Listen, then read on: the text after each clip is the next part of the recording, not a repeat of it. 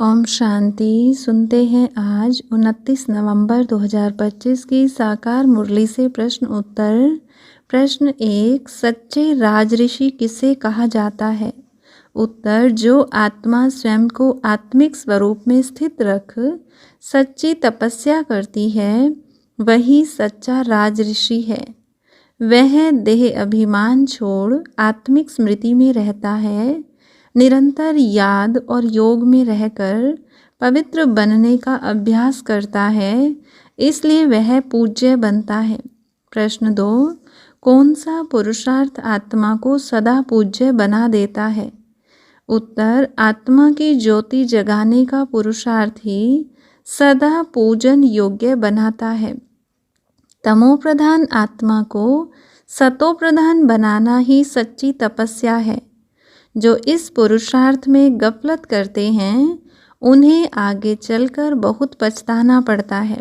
प्रश्न 3, सबसे पहली शिक्षा बच्चों को क्या दी जाती है? उत्तर, सबसे पहली शिक्षा यह दी जाती है कि अपने को शरीर नहीं आत्मा समझो। यह निश्चय करो कि पहले आत्मा है फिर शरीर है। इसी अभ्यास से बाप को सही रूप में याद कर सकते हैं और पाप कटते हैं। प्रश्न 4, देही अभिमानी बनने का अभ्यास क्यों आवश्यक है? उत्तर, देही अभिमानी बनने से आत्मा शरीर के मोह से मुक्त होती है। इससे मन शांत होता है और संकल्प पवित्र बनते हैं। यही तपस्या का सच्चा स्वरूप है, जो आत्मा को ऊंचा बनाती है। प्रश्न 5, ज्ञान का तीसरा नेत्र खुलने का क्या अर्थ है? उत्तर, ज्ञान का तीसरा नेत्र खुलने का अर्थ है आत्मा को सत्य और असत्य का भेद समझ में आना। जब यह नेत्र खुलता है तो अज्ञान का अंधकार समाप्त होता है।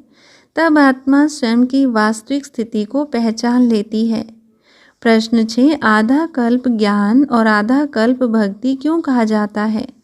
उत्तर, क्योंकि ड्रामा अनुसार आधे समय मनुष्यों में ज्ञान का प्रकाश रहता है, उसके बाद रावण राज्य में भक्ति मार्ग शुरू होता है। ज्ञान और भक्ति दोनों अलग अलग काल हैं, जिन्हें समझना जरूरी है। प्रश्न 7, पतित से पावन बनने का साधन क्या है? उत्तर, पतित से पावन बनने का साधन केवल बाप की याद है। आत्मा जब परमात्मा से जुड़ती है तो उसकी शक्ति पुनः जागृत होती है। यह साधना आत्मा को सतो प्रधान बना देती है। प्रश्न 8, सच्चा सुख देने वाला कौन है?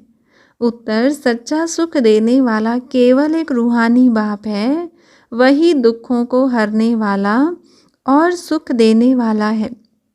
उसके बिना ज्ञान के संसार में कोई भी स्थायी सुख नहीं दे सकता। प्रश्न 9, ब्राह्मण जीवन का मुख्य उद्देश्य क्या है? उत्तर, ब्राह्मण जीवन का मुख्य उद्देश्य पुरुषोत्तम बनना है। इस संगम युग पर ब्राह्मण बनकर ही देवता बनने का अधिकार मिलता है। इसके लिए आत्मिक पवित्रता और तपस्या जरूरी है। प्रश्न 10, काम को महाशत्रु क्यों कहा गया है? उत्तर, काम को महाशत्रु इसलिए कहा गया है क्योंकि यह आत्मा को गिराता है। इसी से पवित्रता नष्ट होती है और मन अशांत हो जाता है।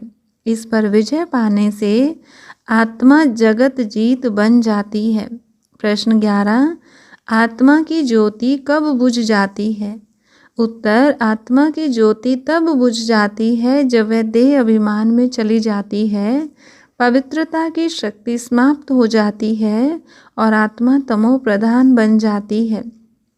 याद की शक्ति से वह ज्योति फिर से जल सकती है। प्रश्न 12, प्रदर्शनी में सबसे पहले क्या समझाना चाहिए? उत्तर, प्रदर्शनी में सबसे पहले यह समझाना चाहिए कि हम आत्मा हैं और परम पिता हमारी बाप है। एम ऑब्जेक्ट स्पष्ट करने से जीवन मुक्ति का मार्ग समझ में आता है। यही सच्चा ज्ञान है। प्रश्न 13, विदेही अवस्था का अभ्यास क्यों जरूरी है? उत्तर, क्योंकि अंतिम समय में माया सबसे अधिक परीक्षा लेती है। यदि अभी से विदेही बनने का अभ्यास नहीं हुआ तो अंत में आत्मा कमजोर पड़ सकती है। यह अभ्यास आत्मा को अचल अडोल बनाता है। प्रश्न 14, सच्चा वैराग्य किसे कहा जाता है? उत्तर, इस छीछी पुरानी दुनिया से मन हटाना ही सच्चा वैराग्य है। आत्मा का लगाव केवल परमात्मा और पवित्र जीवन से हो जाना चाहिए। यही वैराग्य आत्मा को उच्च स्थिति देता है। प्रश्न 15, ब्राह्मणों की विशेषता क्या है? उत्तर, ब्राह्मण विशेष आत्माएं हैं जो परमात्मा से सीधा संबंध जोड़ती हैं। उनका कार्य है स्वयं पावन बनना और दूसरों को भी पावन बनाना। यही उनकी सच्ची पहचान है। प्रश्न 16, सच्ची तपस्या किसे कहा जाता है? उत्तर, सच्ची तपस्या है निरंतर परमात्मा की याद में रहना। मन, वचन और कर्म को पवित्र रखना ही असली योग है।